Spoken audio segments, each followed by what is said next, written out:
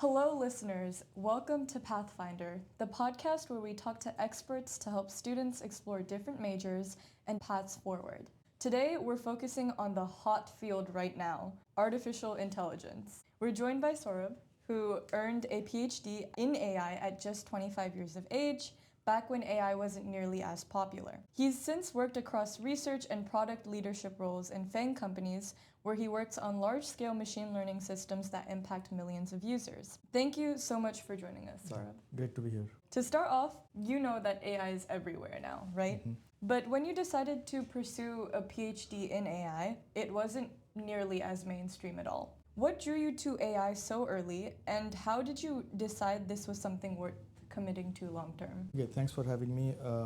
So I go back in time now to '97, and so back then, as you said, wasn't anywhere nearly where it is today. So in terms of the choice of the field, I've always been, attracted towards data and data analysis. And so in that sense, although the field was chemical engineering and I joined my PhD program at the time at Purdue, the specific area of focus was looking at data being generated in that instance in our manufacturing sites and refineries and chemical plants where we had volumes of data coming out, but very little was really being used in the sense that, was being analyzed and the patterns that the data provided to optimize operations or even detect things like abnormal incidents like the Bhopal tragedy that happened many years back. Making sense of the data and providing sort of like a quote unquote assistant for the plant operator was what appealed to me back then. Of course, I had no idea that it was going to become mainstream like it is today with the advent of Alexas and Siris, and it's becoming a household name today, right? So yeah, I would say data and the volumes of data and how to make sense of it to improve outcomes is what appealed at the time. And yeah, and then the journey continued basically. Speaking of your PhD, what made you decide that you wanted to pursue a higher level of education? Because I know a lot of people, they go straight from bachelor's to a high industry job. So like what inspired you to actually go to a PhD and do research in that aspect? Okay, so in my case, just to go back a little bit more, I did my bachelor's at IIT Madras, and then I just knew that I didn't want to join the workforce right away, and I wanted to kind of build on the academic field, maybe potentially go become a professor or just become a more of a researcher. To do that, obviously having a PhD is almost like a prerequisite. Although it's not mandatory these days, there are many folks who skip college altogether and do stuff. But back then, at least, that was sort of the traditional mode in which things operated. So yeah, I applied and I came over to Purdue and like I said, got into the PhD program there and then joined industry and applied what I had learned and built upon it. So it was more of following the path there. I didn't do really a lot of research as to what other things I could have done. So in that sense, yeah, there's not a whole lot of thought put in. Would you recommend people to pursue a PhD? So yeah, these days obviously that there's no cut and dry or one size fits all approach there. So it really depends on what you're trying to do. There is obviously like a school of thought today that you don't even need a bachelor's degree anymore. Like skip the 4-year program and just go into gain industry experience. So it really just depends on what motivates you, right? Because getting the 4-year degree or a PhD is not simply just learning.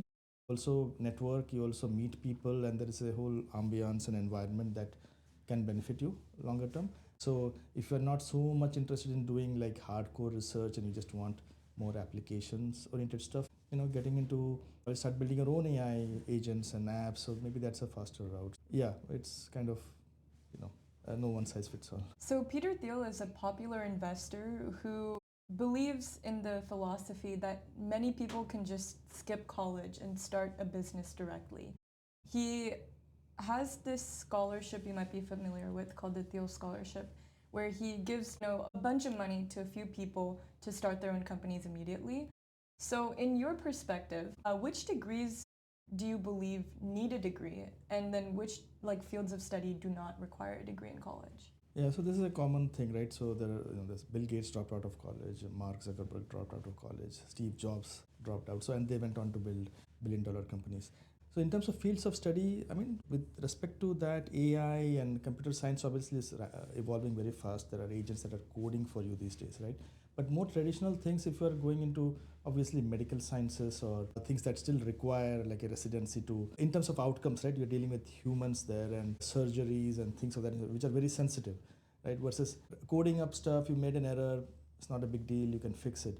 I think looking at the outcomes you're driving and the kind of impact you may have, there may be fields that can be fast tracked through things like this fellowship. But then I think there's still room for people to take the time to do the proper research required, like I said, in medicine or biology, which probably may change as we go along, right? But as it stands right now, those are probably still areas that people would be cautious approaching. But yeah, computer science, AI, these are all being mushed together. So that's very rapidly evolving. And there's always going to be this debate as to which is the best way out. It just depends on individual preferences, right? There may be people who may try out college and then see that, okay, I got lucky and have a break and get out, and others may make network and friends there and they start up a company. So bringing similar-minded people together could be another thing that the college thing provides. So speaking of AI, you have worked in AI for a long time, right? Mhm. You started when you were 25 getting a PhD in AI. But how is the way we build and use AI today different from when you started off? And do you think students have more opportunity or more pressure entering the field right now? So I guess obviously back then it was a very niche field and not many people would claim themselves to be AI experts. Like today you go on LinkedIn, almost everyone is an AI expert, right? You can do a certification, you can claim I did this, I did that. So that was still a very, I would say, closed world back then. Not many people were familiar with it and people didn't even know it was going to be successful, right? If you're working in the field, people may actually sometimes look down upon you thinking that, oh, you probably don't know what you're doing and it's going to fail. So it was it was a risky area back then. Today, of course, if you are not doing something in AI, you are probably being looked down risky. upon, saying, okay, why are you falling behind? So there is definitely a big shift there. To say, okay, I read books and I know what AI is, but actually doing it is a whole different ballgame, right? So back in the day, like I was mentioning, if you're going to deploy an AI application at a refinery, that took a lot of time and effort and buy-in from stakeholders to actually make sure that they knew what you were trying to do. Today, anybody can kind of build an AI app. There are all kinds of agents available. So there's no comparison, right? It is very democratized. Not one person can claim that I know everything. It's all out there. And when I say AI expert, I'm not trying to say that you know the underlying models and how things are working. You just know how to use them. Do you think students have more opportunity or more pressure entering the field? Okay, so in this here day? I would say there is of course some peer pressure. If you see your friends building companies with billion-dollar valuations, there could be some peer pressure saying, why can't I do that, right? Whether you want to do that or not, that's a different thing. Obviously, that was not quite the case back in the day. So yeah, just the ecosystem and the fact that these tools are available and everybody seems to be starting a company may cause you to feel like you should also be doing that. But that's also a personal choice, right? I mean, it's clear that the verdict on AI is not out yet. I mean, some people think it's a bubble right now, it will crash. But right now, that's the hot topic, like you said. Mm-hmm. So if people want to jump on the ship and see where it goes and are okay with the risk, they should at least try it. And it's not that you have to get into the AI field. You could be doing what you're doing, and you have an AI aspect to that. So yeah, it's not like, okay, today I'm a chemical engineer and tomorrow I just shift to AI.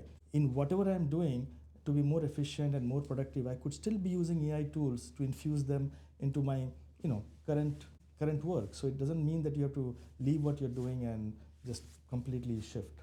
So that's the idea. Yeah, so that was a great answer. My next question for you is going to be a bit more towards your career right now. Right now, you work on ranking and recommendation systems that shape what people see in apps and virtual reality. So, on a typical day, what are you most focused on? Are you focused on the research aspect, the experimentation aspect, or collaborating with other people? Yeah, right now, obviously, with Meta, we have billions of users for our products. So I wouldn't say much on the research aspect as a product manager, which is what I am right now.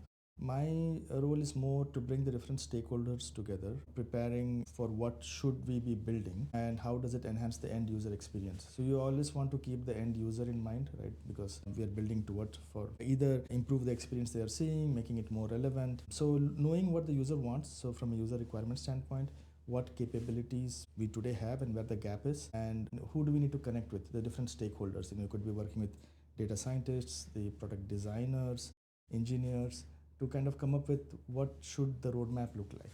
I'm not in the hardcore research angle. There are obviously people who are looking more as to hey, how do we improve the models and make them more faster, more relevant and so on. But I'm more of a product facing, like end user facing product manager. So yeah, my role is to basically just look at the entire ecosystem and look at all the different stakeholders and what do we need to build for the end user. What is your favorite part of your job and what is your least favorite part of your job? Well, I guess obviously the good thing about what I'm doing is when we make a change, you see the impact, good or bad, right away.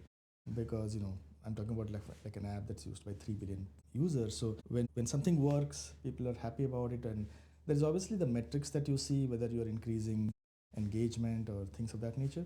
But also there could be personal experiences like, hey, I was looking for something, I found this, or I made a new connection. And you hear that from just talking to your friends or family.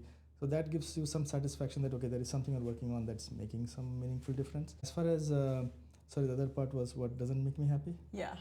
Yeah, so there could be a lot of those. I wouldn't say it's not so much making me unhappy. It's more about the challenges that come with the job, right? Not everything is going to be a very straight line. Okay, do this and you see the result, right? Sometimes it takes a lot of incremental improvements to get to the end goal. I guess the journey could be sometimes difficult, but then if you persevere, I think you do see the outcomes at the end of the day. So, a lot of our listeners are high schoolers who are trying to discover different pathways in different career fields. So, for high schoolers who are interested in machine learning and AI, but feel very overwhelmed by how competitive and fast moving the whole field is, what would you recommend they focus on right now? Yeah, I think it's fair to say that so it just depends, right? What I'm thinking is today, like I was saying, there's a lot of information online.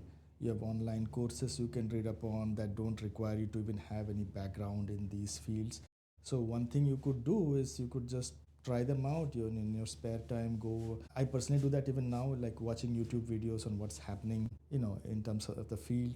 Whether taking some quick online classes, building it yourself, right, and see if that is something that appeals to you and looking at the kind of outcomes that could be enabled. So you have to try it yourself to see whether this is something that appeals to you. But one thing I do want to say is that it's likely that no matter which field you go into, when you can see that happening today, whether it's legal or medical or engineering, there's always some AI aspect of that coming in, regardless of which field you are in. I mean, you could be that hey, I just want to, this is what appeals to me, I want to do this. But trying to have some background in machine learning or AI, it doesn't have to be super deep, at least allows you to appreciate these are some areas where I could improve with AI, or just follow along the news cycle and just staying abreast of what the advancements are.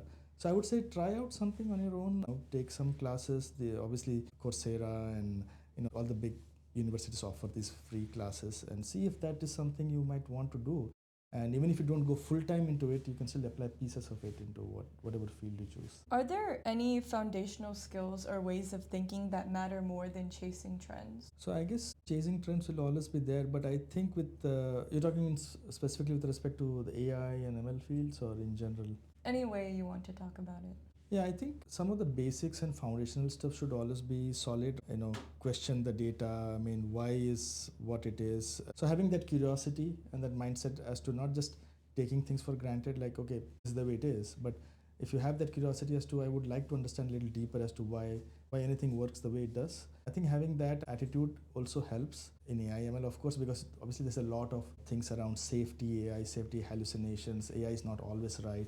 So having that mindset where you can question things and want to dig a little deeper, even if you don't go fully into it, into any area, I think that kind of mindset and attitude allows you to kind of look a little more deeply and question things, and just overall longer term allows you to grow as a person. I would say questioning why you see things the way they are and gaining some more understanding of how things work is probably something that serves you well longer term. And in your opinion, what excites you most about the field of AI and what concerns you the most? I guess so. I mean, these days everyone has used ChatGPT or some AI tool out there. The good thing about what's happening now is, whereas earlier, like I was saying, I could be using AI for my job and I see the gains and I feel good about it.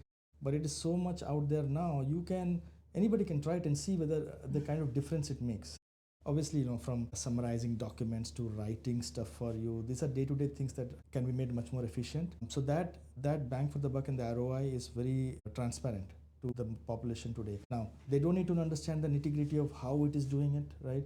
But the downside there I can see is there's a lot of what we call as AI slop. What is true and what is not true anymore, right? Earlier it used to be that I show you a picture and you took it for granted that it must be true because it's a picture of people doing things. But These days you will have to fact check it and see whether this is really, AI generated or is it a true picture. And there's a big field out there, obviously worried about AI safety and how do we make it safe and beneficial for users to use. And there's a lot of research going on there too, right, to make sure the models are not hallucinating or worst case, doing bad things. And when you talk to some of these models, you almost feel like they are a real person. But you have to always remind yourself that this is still at the end of the day a thing behind behind the computer. It's not like you're talking to somebody. But I mean, you have read all about the stories about bad things happening, just pushing it too far.